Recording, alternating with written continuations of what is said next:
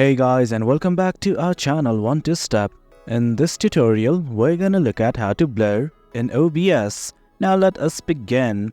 Initially, what you guys have to do is simply install this Composite Blur plugin. Do install it by simply hitting on this download button right here and download it depending upon the system that you are using. Do note that I have already downloaded it.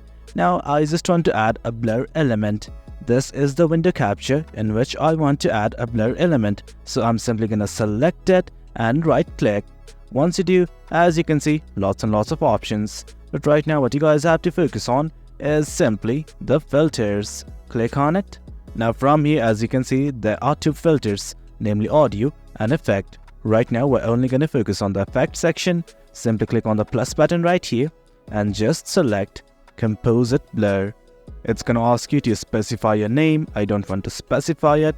I'm just gonna hit on OK. And guys, that is it. From here, you can select multiple blur algorithm, the blur type, the blur radius and everything. Once it's okay with you, simply click on close. And guys, that is it.